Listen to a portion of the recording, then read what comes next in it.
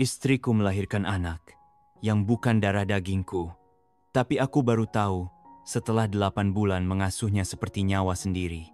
Pernahkah Anda merasa hidup yang Anda bangun dengan cinta dan kesetiaan justru dihancurkan oleh orang terdekat? Saya adalah suami yang setia, ayah yang penuh kasih, sampai satu kertas hasil DNA mengubah seluruh hidup saya. Apa yang terjadi ketika pengkhianatan dibungkus dengan senyum manis? Dan apa yang Anda pilih? Pergi atau tetap tinggal demi anak yang bahkan bukan milik Anda? Cerita ini bukan fiksi. Ini kisah nyata dari seorang pria biasa yang akhirnya menjadi luar biasa karena satu keputusan memilih tinggal. Jangan kemana-mana karena apa yang terjadi selanjutnya akan membuat Anda terdiam. Nama saya Andra, usia 33 tahun. Bekerja sebagai kepala teknisi di sebuah perusahaan otomotif Jepang. Saya memiliki kehidupan yang bisa dibilang mapan. Gaji cukup, rumah sudah kredit lunas, dan saya tidak pernah terlibat masalah dengan hukum atau wanita. Hidup saya berubah total sejak saya bertemu Alia, wanita sederhana yang bekerja sebagai guru TK. Ia bukan tipe yang suka berdandan atau bergaya mewah, tapi senyumnya selalu menenangkan hati saya. Kami menikah setelah 1 tahun berpacaran dan menjalani masa-masa awal pernikahan yang bisa dibilang nyaris sempurna. Alia adalah istri idaman. Sabar, sopan kepada orang tua saya, rajin mengurus rumah, dan cepat hamil setelah 6 bulan menikah. Saya sangat bahagia saat mendengar kabar kehamilannya, hingga saya langsung membeli gelang emas sebagai hadiah. Tapi sejak itu, semuanya berubah pelan-pelan. Ia mulai mudah marah, enggan disentuh, dan menolak tidur sekamar dengan alasan tidak ingin membangunkan saya jika bayi menangis tengah malam. Saya percaya dan tetap berusaha memahami. Saya pikir itu hanya fase sementara. Tapi 8 bulan setelah kelahiran anak kami tidak pernah lagi tidur di kasur yang sama. Alia tidur di kamar bayi dengan pintu terkunci. Setiap malam, saya hanya bisa mendengar suara anak menangis dan suara istri saya menina-bobokkan anak kami di balik pintu yang tertutup. Suatu malam, karena terlalu rindu dan ingin melihat wajahnya, saya memberanikan diri menyelinap ke kamar saat ia tertidur. Tapi yang saya lihat membuat dada saya sesak. Ia tidak sedang memeluk bayi. Ia tidur membelakangi pintu, tubuhnya sedikit menggigil, dan di tangannya sebuah ponsel menyala terang. Saya mendekat pelan-pelan dan membaca isi pesannya dari belakang. Aplikasi Zalo, bukan WhatsApp, bukan Instagram. Chatnya adalah dengan seseorang yang ia simpan sebagai Mas H. Kalimatnya menusuk jantung saya. Aku bingung. Kamu suruh aku tinggalkan semuanya dan ikut kamu, tapi bagaimana dengan anakku? Dan si pria membalas, tenang, aku akan urus kamu dan anakmu. Aku sungguh-sungguh sayang kamu. Saya langsung mundur perlahan, menutup pintu tanpa suara, lalu kembali ke kamar dalam kondisi seolah-olah tubuh saya sudah kehilangan semua energi. Saya tak tidur malam itu, dan pagi harinya, saya mulai menyusun rencana. Saya akan mencari tahu semuanya. Jika dia benar-benar berselingkuh, saya akan mendapatkan bukti. Saya beli ponsel bekas, SIM card baru, dan pasang aplikasi pelacak serta sinkronisasi pesan. Suatu malam saat dia mandi, saya akses ponselnya, tak terkunci. Dalam beberapa menit, semua isi pesan berhasil saya salin ke ponsel saya. Dan malam itu, saya membaca isi pesan mereka selama berbulan-bulan. Ada foto selfie, rekaman suara, hingga rencana bertemu di sebuah hotel dengan nomor kamar 306. Hati saya seperti dibelah dua. Saya tahu, saya tak bisa langsung konfrontasi. Saya butuh bukti lebih kuat. Saya menunggu sampai satu malam dia bilang ingin menginap di rumah ibunya karena rindu. Tapi titik GPS di ponsel menunjukkan arah berbeda sebuah hotel dekat pusat kota. Saya ke sana. Dan dari celah pintu kamar 306, saya merekam semuanya, suara mereka, tawa mereka, bahkan suara ranjang yang bergoyang. Saya tidak masuk. Saya hanya merekam lalu pulang dengan hati seperti mati rasa. Hari berikutnya, saya kirim pesan ke pengacara. Saya mau cerai. Saya ingin rebut hak asuh anak. Tapi yang tak saya duga adalah Alia datang kembali 3 hari kemudian. Bukan untuk meminta maaf, tapi membawa dokumen dari psikiater. Ia menunjukkan bahwa ia mengidap depresi pasca melahirkan dan dalam pengobatan. Ia bahkan berkata, "Kalau kamu pikir punya video dan bukti akan membuatmu menang, kamu salah.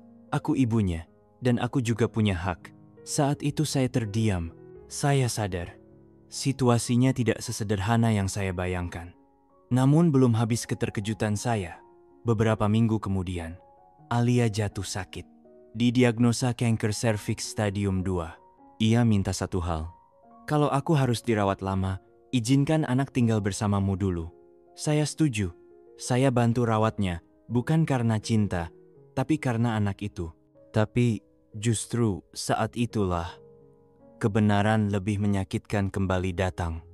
Seorang anonim mengirim saya video lama. Alia masuk ke hotel bersama pria yang sama, namun dalam kondisi sedang hamil. Saya langsung lakukan tes DNA, dan hasilnya anak itu bukan darah daging saya. Saya menatap hasil tes DNA itu dengan tangan gemetar dan mata kabur. Tertulis jelas, kemungkinan hubungan biologis antara saya dan anak yang saya rawat selama 8 bulan itu adalah 0%. Saya terduduk di lantai, memeluk lutut, merasakan dunia runtuh di atas kepala. Anak yang saya elus setiap malam, yang saya peluk setiap demam, ternyata bukan darah daging saya. Saya merasa seperti telah hidup dalam sandiwara, menjadi tokoh utama dalam drama yang tak pernah saya pilih. Malam itu saya tak tidur. Saya menatap langit-langit dengan mata kosong, mendengar suara nafas bayi dari kamar sebelah, suara yang dulu menenangkan, kini seperti belati yang menghujam dada saya. Keesokan harinya saya panggil Alia. Kami bertemu di sebuah kafe. Saya meletakkan hasil tes DNA di atas meja tanpa berkata sepatah kata. Wajahnya pucat saat membacanya, bibirnya gemetar. "Kamu tahu sejak awal?" tanya saya pelan. Alia terdiam cukup lama sebelum akhirnya mengangguk. "Aku tahu," katanya dengan suara nyaris tak terdengar. "Kenapa?" tanya saya. "Karena aku takut kehilangan kamu. Karena saat aku tahu aku hamil dan ayah biologisnya pergi, kamu datang dan aku berpikir mungkin Tuhan memberiku kesempatan kedua."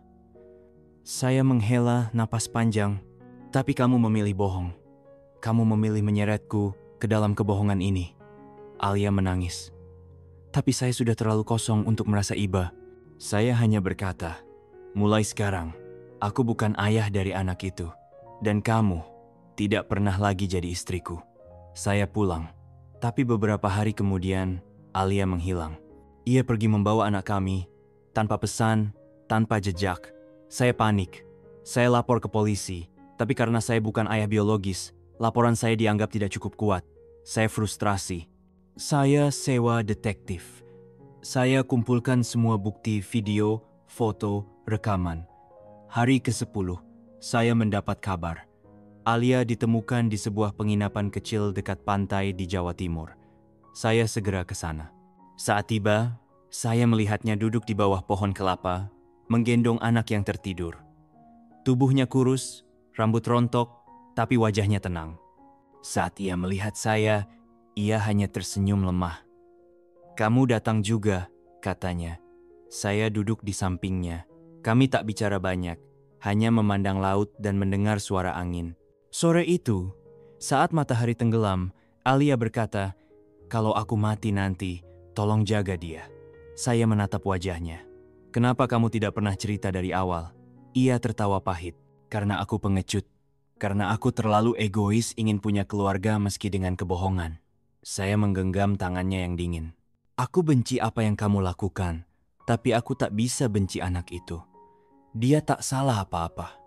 Beberapa minggu kemudian, Alia meninggal. Saya menggendong anak itu ke pemakaman. Saat saya katakan padanya bahwa ibunya sudah tidur panjang, ia memeluk saya dan bertanya, "Papa, Mama tidur ya?" Saya hanya mengangguk dan menangis dalam diam. Saya membawa anak itu pulang ke rumah. Hari demi hari kami jalani dengan perlahan. Saya menyekolahkan dia, mengajarinya naik sepeda, memasak untuknya, mendongeng sebelum tidur. Saya tak pernah cerita soal darah daging. Dia hanya tahu satu hal, bahwa saya adalah papanya. Bertahun-tahun berlalu. Suatu hari saat ia kelas 6 SD, ia pulang membawa nilai ujian menulis tertinggi di kelas. Temanya adalah orang yang paling kamu kagumi. Ia menulis satu kalimat yang membuat saya tak mampu menahan tangis. Orang yang paling aku kagumi adalah papaku. Bukan karena dia ayah kandungku, tapi karena dia memilih tetap tinggal. Saya peluk dia erat-erat, dan dalam hati saya tahu, saya mungkin bukan ayah biologisnya, tapi saya adalah satu-satunya laki-laki yang benar-benar menjadi ayah baginya. Tahun-tahun berlalu seperti hembusan angin yang tak terasa, dan kini anak itu yang dulu aku peluk saat masih merah dan menangis tanpa tahu siapa ayahnya sudah tumbuh menjadi remaja. Namanya Raffi. Dia memanggilku Papa dengan nada yang penuh kasih sayang, seolah tak pernah ada kebohongan di antara kami. Tapi aku tahu, seiring bertambahnya usia, akan datang hari di mana kebenaran tak bisa lagi disembunyikan. Hari itu datang lebih cepat dari yang kukira. Suatu malam saat aku sedang merapikan berkas-berkas lama di lemari tua, Raffi tiba-tiba masuk ke kamar sambil membawa selembar kertas. Matanya tenang, tapi sorotnya tak bisa disembunyikan. "Pa, aku nemuin ini di antara dokumen tua," katanya sambil menyerahkan kertas itu. Aku menatapnya, lembar hasil tes DNA yang tak sengaja tertinggal. Jantungku serasa berhenti berdetak. "Kamu sudah baca?" tanyaku pelan. Ia mengangguk. "Dari kelas 4 sebenarnya, tapi aku nggak pernah tanya. Aku cuma mau tahu satu hal. Papa mau tetap jadi papa aku kan?" Air mataku jatuh begitu saja. Aku peluk dia erat-erat. "Raffi, kamu mungkin bukan darah dagingku, tapi kamu anakku. Dari pertama kali kamu menggenggam jariku dengan tangan mungilmu, kamu sudah jadi bagian dari hidupku." Ia menangis dalam pelukanku. "Aku nggak butuh ayah kandung. Aku cuma butuh papa." Sejak hari itu, hubungan kami tak berubah. Justru semakin erat, tapi semesta seolah tak pernah membiarkanku hidup tenang. Beberapa bulan kemudian, saat aku sedang menyiram tanaman di halaman, seorang pria asing datang. Usianya sekitar 50-an, mengenakan kemeja putih kusam dan membawa map lusuh. Ia memperkenalkan diri. "Nama saya Damar. Saya ingin bicara tentang Alia." Aku langsung siaga. Nama itu seperti bom waktu. "Saya tahu kamu pasti benci saya," lanjutnya. "Tapi saya baru tahu, anak itu, Raffi, dia anak saya." Dunia serasa berhenti. "Apa maksud kamu?" Dia membuka map itu, hasil tes DNA. Rupanya bertahun lalu, ia pernah diam-diam melakukan tes saat Alia hamil. Tapi karena kesalahan laboratorium, hasilnya tertukar dan ia mengira bukan anaknya. Baru-baru ini, saat ia melihat foto Raffi di media sosial karena ternyata kami punya kenalan yang sama, ia curiga karena wajah Raffi sangat mirip dengannya. Ia ulang tes lagi dan hasilnya positif. Saya nggak datang untuk rebut hak. Saya cuma pengen lihat dia dari jauh. Sekali saja. Lalu saya pergi, ucapnya dengan suara parau. Aku mematung. Dalam hatiku ada badai. Pria ini, yang dulu meninggalkan Alia, kini datang setelah belasan tahun. Tapi anehnya, aku tidak merasa ingin berkelahi. Mungkin karena aku tahu Raffi bukan benda yang bisa diperebutkan. Ia adalah manusia. Dan manusia butuh tahu dari mana ia berasal. Aku bilang pada Damar, "Kamu boleh lihat dia dari jauh. Tapi jangan dekati dia sampai aku bilang waktu yang tepat." Damar mengangguk, lalu pergi tanpa banyak bicara. Seminggu kemudian, aku ajak Raffi ke makam Alia. Ia membawa bunga putih dan berdoa cukup lama. Saat ia berdiri dan hendak pergi, aku pegang bahunya. "Raffi, kamu mau tahu sesuatu yang penting?" Ia menatapku dan mengangguk. Kami duduk di bangku panjang dekat makam, dan untuk pertama kalinya, aku ceritakan semuanya. Tentang Alia, tentang pengkhianatan, tentang sakit yang ia derita, tentang kepergiannya, dan tentang siapa ayah biologis Raffi sebenarnya. Ia tak menangis. Ia hanya menunduk lama sekali, lalu berkata, "Jadi, sebenarnya aku nggak tahu aku anak siapa." Aku menarik napas panjang. "Kamu anak dari seorang ibu yang salah, tapi mencintaimu sepenuh hati. Dan kamu anak dari dua laki-laki, satu yang memberimu darah, satu yang memilih tinggal, tapi hanya satu yang kamu panggil papa." Ia tersenyum samar. "Aku udah tahu sejak lama siapa yang benar-benar jadi ayahku. Dan itu kamu, Pak. Aku nggak butuh lagi yang lain." Tapi 2 minggu kemudian, saat ulang tahunnya yang ke-17, Raffi minta sesuatu yang tak pernah kuduga. Ia ingin bertemu Damar. "Aku cuma mau lihat wajahnya sekali. Aku janji nggak bakal berubah," katanya. Aku berpikir cukup lama, lalu mengatur pertemuan di taman. Saat Damar muncul, ia berdiri jauh dan hanya menatap Raffi dari kejauhan. Tapi Raffi malah melangkah mendekat, menatap wajah pria itu. Mereka berdiri diam, lalu Raffi berkata, "Terima kasih, sudah kasih aku kehidupan. Tapi sekarang, aku sudah punya hidup yang lebih dari cukup bersama papa." Damar menunduk, suaranya bergetar. "Maafkan saya telat datang, terlalu pengecut untuk bertahan waktu itu." Raffi tersenyum, "Gak apa-apa, tapi sekarang biarkan aku kembali ke orang yang selalu tinggal, selamanya." Aku menyaksikan itu dari kejauhan dengan mata basah. Di dunia ini, darah mungkin kuat, tapi pilihan untuk tetap tinggal, itulah yang membentuk ikatan sejati. Dan hari itu, aku tahu, aku bukan hanya seorang pria yang pernah dikhianati. Aku adalah seorang ayah. Malam itu, setelah kami pulang dari pertemuan dengan Damar, suasana di rumah sunyi. Tidak ada percakapan panjang, tidak ada pertanyaan dari Raffi. Ia hanya masuk kamar, duduk lama di meja belajarnya, menatap kosong keluar jendela. Aku membiarkannya dengan pikirannya. Aku tahu, pertemuan tadi bukan hal mudah untuk diterima seorang remaja. Tapi aku juga tahu, Raffi lebih kuat dari apa yang pernah aku bayangkan. Tengah malam, aku mendengar suara langkahnya mendekat. Ia berdiri di ambang pintu kamar tidurku sambil membawa selimut dan bantal. "Pa, boleh tidur di sini malam ini?" tanyanya lirih. Aku mengangguk. Ia berbaring di sebelahku diam. Lalu pelan-pelan, ia berkata, "Pa, makasih ya. Makasih udah nggak pernah pergi. Walaupun semua orang pernah pergi dari hidupku." Hatiku mencair.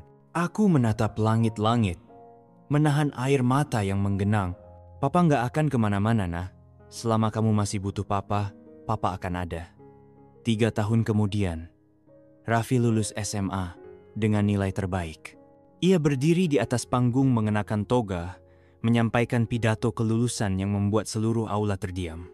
Di akhir pidatonya, ia berkata, "Hari ini, aku berdiri bukan hanya karena kerja keras atau keberuntungan, tapi karena ada seorang pria yang memilih tinggal saat orang lain memilih pergi. Dia bukan ayah kandungku, tapi dia adalah ayah sejati." Terima kasih, Papa. Semua mata tertuju padaku, dan saat itu, aku merasa dunia menebus semua luka yang pernah ditorehkan padaku. Raffi melanjutkan kuliah di jurusan hukum. Katanya, ia ingin jadi pengacara seperti sahabatku yang dulu membantu kami saat proses cerai. "Biar aku bisa bantu orang-orang yang pernah tersakiti, Pak. Biar nggak ada lagi yang harus diam kayak Mama," katanya suatu malam. Aku hanya bisa mengangguk, bangga bercampur haru. Setiap tahun, kami selalu datang ke makam Alia. Raffi membawa bunga kesukaannya, menyalakan lilin kecil, dan duduk lama di dekat batu nisan. Suatu hari ia berkata, "Kalau Mama nggak pernah salah, mungkin aku nggak pernah punya hidup seindah ini." Aku menatapnya, dan kami sama-sama tahu kami tidak membenarkan masa lalu, tapi kami sudah memilih berdamai dengannya. Dan pada suatu sore, saat senja jatuh perlahan di langit Jakarta, aku duduk di teras rumah sambil menatap langit. Raffi duduk di sampingku, menyeruput teh. "Pa, kalau nanti aku punya anak, aku pengen jadi ayah seperti Papa." Kata-kata itu menancap ke dalam relung hatiku lebih dari apapun.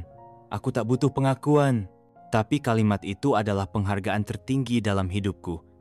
Aku bukan pria sempurna, pernah jatuh, pernah dihancurkan. Tapi, aku memilih tinggal. Dan dari semua pilihan yang pernah kuambil dalam hidup, tinggal untuk anak yang bukan darah dagingku adalah yang terbaik. Sahabat cahaya usia tua yang budiman, dalam hidup kita tidak bisa memilih siapa yang memberi kita darah, tapi kita bisa memilih siapa yang ingin kita perjuangkan. Kisah ini bukan hanya tentang pengkhianatan, sakit hati, atau air mata. Ini tentang bagaimana seorang pria yang hampir hancur memilih untuk tidak membalas luka dengan kebencian, tapi dengan cinta dan keteguhan hati. Terkadang, menjadi orang tua bukan soal biologi, tapi soal keberanian untuk tetap tinggal saat semua alasan untuk pergi ada di depan mata. Kalau kisah ini menyentuh hati Anda, tinggalkan komentar di bawah. Pernahkah Anda melihat seseorang yang memilih tinggal meskipun ia punya 1000 alasan untuk pergi? Atau pernahkah Anda sendiri menjadi orang itu? Jangan lupa like video ini, subscribe ke channel Cahaya Usia Tua, dan nyalakan lonceng agar tidak ketinggalan cerita inspiratif berikutnya. Karena di sini, kami percaya bahwa cinta sejati tidak selalu harus dimulai dengan darah, tapi selalu diakhiri dengan kesetiaan. Sampai jumpa di cerita berikutnya.